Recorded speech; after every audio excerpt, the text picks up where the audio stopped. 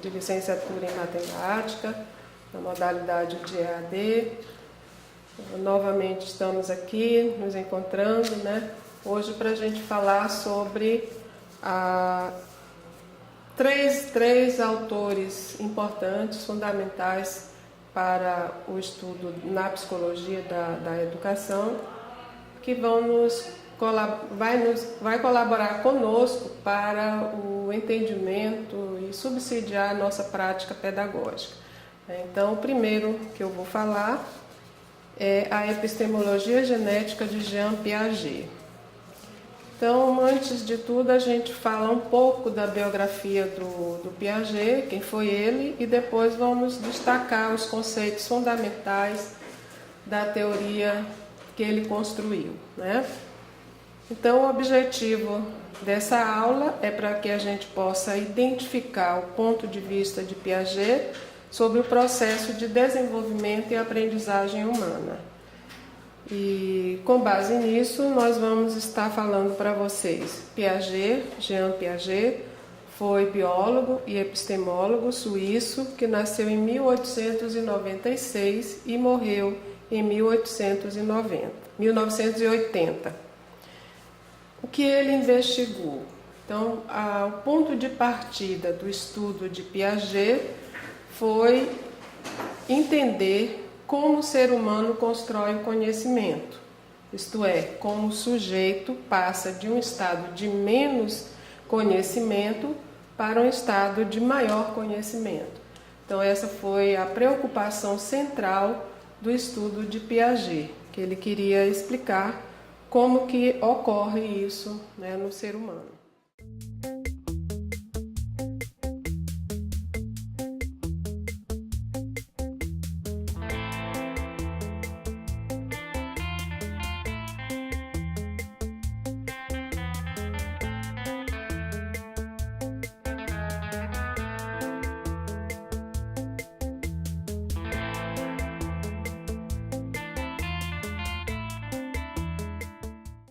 Então, a teoria de Piaget é denominada epistemologia genética, porque estuda a gênese do conhecimento, ou seja, como nasce o conhecimento, a origem do conhecimento. Por isso se chama epistemologia genética. Ele explica, né, na teoria, como o sujeito, ao longo da vida, vai construindo suas estruturas de pensamento, partindo de níveis de pequena complexidade, típicas de um bebê, para níveis tão complexos como a capacidade de pensar abstratamente. Então, essa foi, né, o que ele procurou explicar, como é que ocorre esse processo de construção que você sai de um estado de menos conhecimento para um estado de maior conhecimento. Então, na psicologia, ele utilizou o método clínico. Ele estudou a evolução do pensamento e da moralidade. E daí ele pôde perceber que, embora o adulto e a criança possuam níveis diferentes na capacidade de conhecer, usam os mesmos mecanismos cognitivos, ou seja, a assimilação e a acomodação. Então, tanto o adulto quanto a criança usam esses mesmos mecanismos para construir o conhecimento. O que é assimilação? A assimilação é quando o sujeito entra em contato com a realidade externa, trazendo para as estruturas mentais que ele já possui os dados, as informações sobre aquilo que ele deseja conhecer. Então, isso é assimilação. E a acomodação é o ajustamento ou modificação das estruturas do pensamento. Então, nós estamos o tempo todo, né, com nossos pensamentos realizando assimilações e acomodações, porque nunca sabemos de tudo. Então, estamos sempre aprendendo.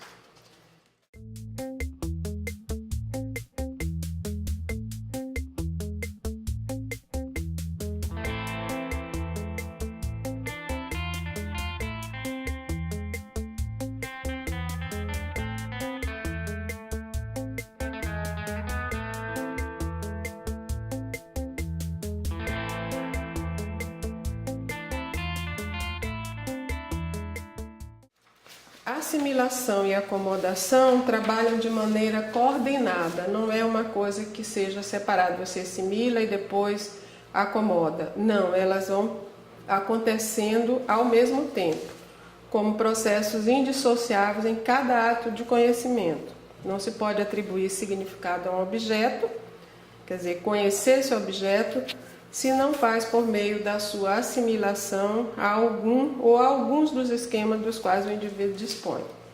Então, o Piaget ele vai nos colocar para nós essas questões dos esquemas que todos nós possuímos e vamos, quando estamos fazendo assimilação e acomodação, nós estamos assimilando esses conhecimentos a essas nossas estruturas que já possuímos. E depois nós temos o mecanismo de equilibração. Esse é um dos pontos centrais da teoria de Piaget, porque de acordo com ele, é quando o conhecimento vai acontecer. Então essa palavra equilibração, ela vai nos trazer esse significado de fato. Quando você assimila e acomoda, você coloca em conflitos as estruturas que você possui. Então, é um desequilíbrio que ocorre com você, porque você possui algo e depois você vai trazer novos dados, novas informações a essa estrutura. Então, quando isso acontece, há um desequilíbrio. E quando acontece a equilibração, é porque você já acomodou, você já assimilou esse conhecimento às suas estruturas, né? Então isso é um conceito fundamental, que é o que ele fala que quando acontece de fato conhecimento, é quando você faz a equilibração.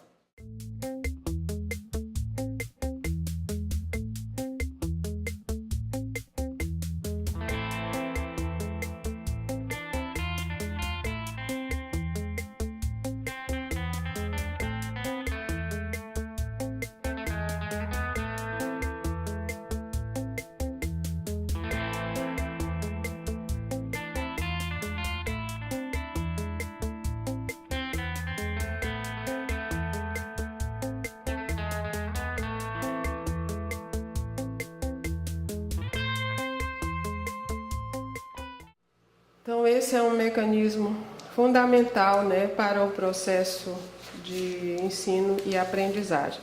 Essas estruturas se constroem através de diferentes estágios do desenvolvimento cognitivo.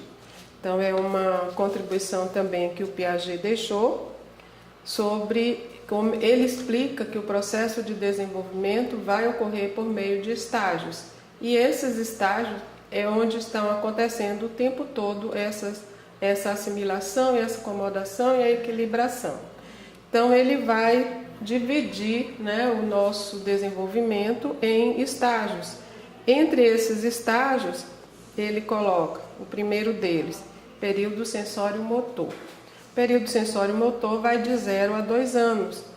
As características marcantes desse estágio, no início do período, a vida mental se reduz aos aparelhos reflexo de caráter hereditário, como a sucção, que aí é uma generalização da atividade.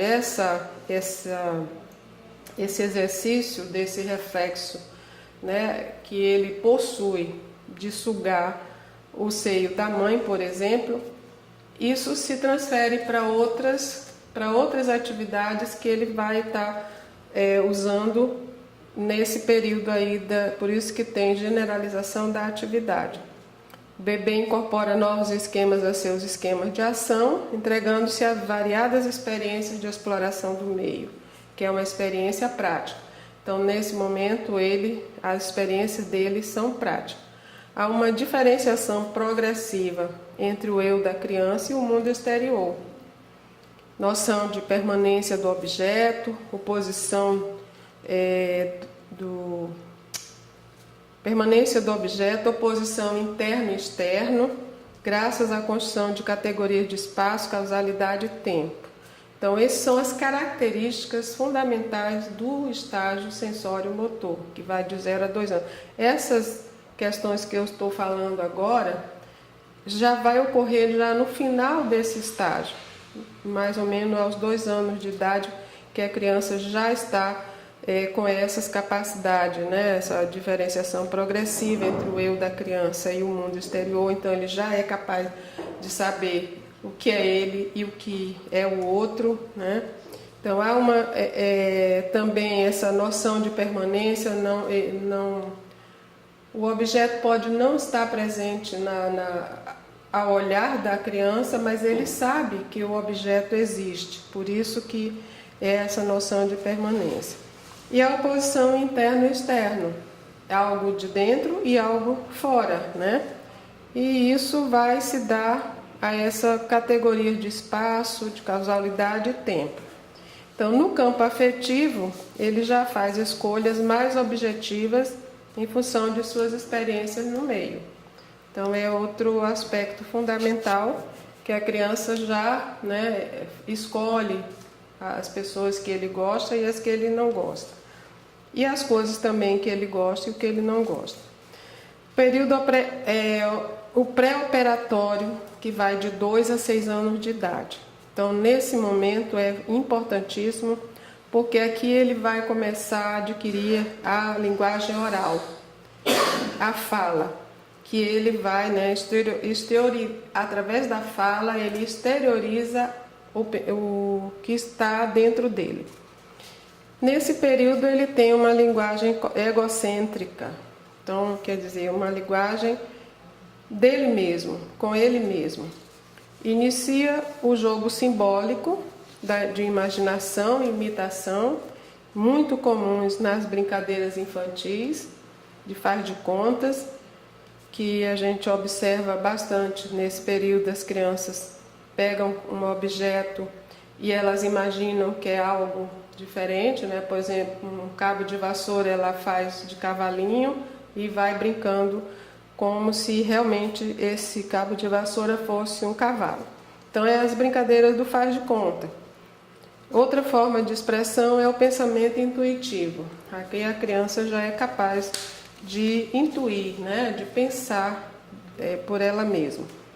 Ainda pensa de modo pré-lógico, então ele ainda não desenvolveu a capacidade lógica, é pré-lógico. O pensamento dele é irreversível, ele não possui a capacidade de pensar sobre algo e depois fazer o caminho inverso. Então, se você disser para a criança, a distância da minha casa, eu levo 10 minutos para ir da minha casa ao supermercado, por exemplo. Quantos minutos eu gasto para voltar ao supermercado? Ele não vai saber responder, porque ele não consegue fazer essa inversão, esse pensamento contrário, né? No final desse estágio ocorre uma diminuição considerável do egocentrismo. O jogo simbólico se transforma em jogo de regras e a sociabilização vai se estruturando em torno da cooperação. Então, no final desse estágio, aos 6 anos de idade, mais ou menos, ele já vai perdendo mais essa capacidade de se colocar no centro de tudo. Então, pensar as coisas como se ele fosse o centro do mundo, o centro do universo, e tudo mais gira em torno dele. Então, quando você, por exemplo, antes você perguntasse à criança se ele tem irmãos, ele vai dizer que tem. Mas se perguntar que o irmão tem irmão, ele vai dizer que não, porque ele não pensa na perspectiva do outro, né?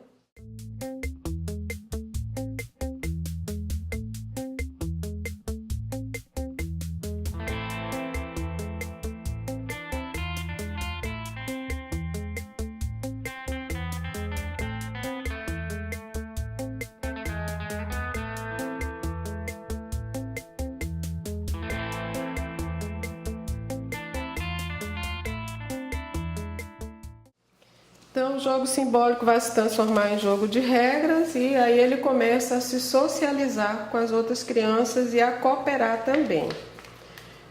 O próximo estágio que ele apresenta para nós é o operatório concreto. O operatório concreto vai dos 7 aos 11, 12 anos de idade. Então, aqui ele já inicia a construção do pensamento lógico, né? Ou seja, a criança já possui a capacidade de estabelecer relações que permitem a coordenação de pontos de vista diferentes. No plano afetivo, ele é capaz de cooperar e trabalhar em grupo. Aqui ele está realmente já, na escola, participando com as outras crianças, então ele já é capaz de cooperar e de trabalhar em grupo. No plano cognitivo, surge uma nova capacidade, que são as operações reversíveis. Aqui ele já é capaz de fazer o caminho inverso.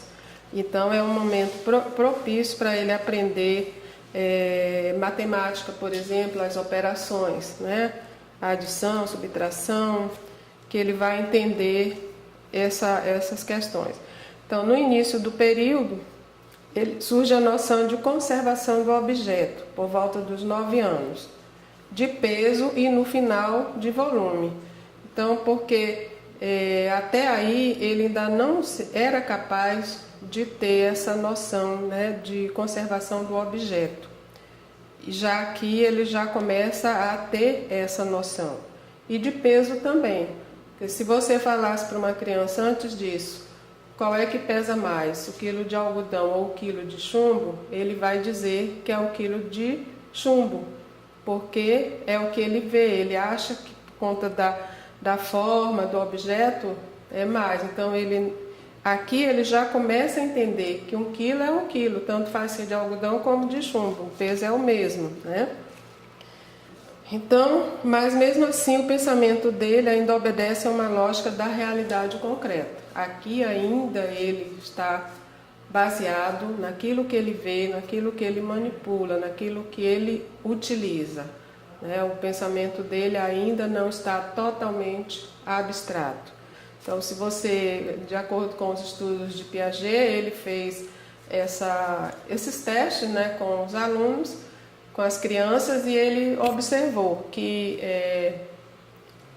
chegou numa sala e falou para as crianças, tinha um desenho de um pássaro no quadro, e ele falou para elas assim: olha, nós vamos fazer de conta que isso aqui é um cavalo, e vai chegar mais tarde uma pessoa aqui e nós vamos dizer para ele que isso é um cavalo. E depois que a pessoa chegou, então ele fez com as crianças esse teste. E a pessoa perguntou o que era aquilo, eles ficaram e disseram: é um pássaro. Porque era o que eles estavam vendo no quadro desenhado. Então eles ainda não eram capazes de pensar abstratamente, Então esse é o exemplo que a gente pode estar dando para vocês, assim, para que vocês entendam melhor o período operatório concreto, que ele ainda está pensando nessa realidade concreta.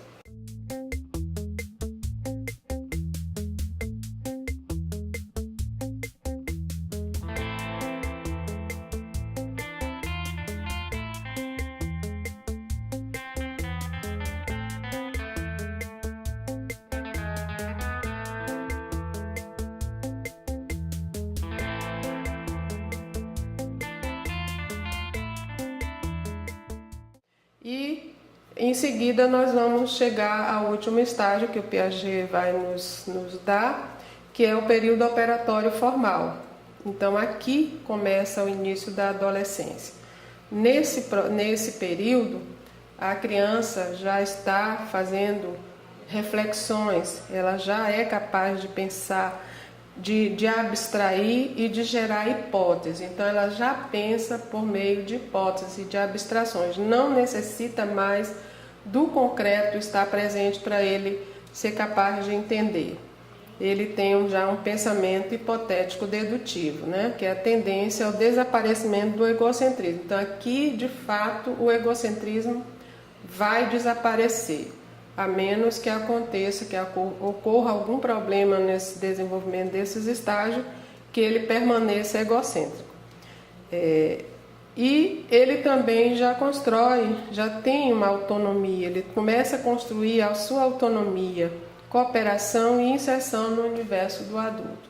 Então essas são as fases, os estágios que o Piaget nos dá para a gente entender melhor como é que ocorre o processo de desenvolvimento da criança em cada um desses estágios, quais são as características que ele vai desenvolvendo.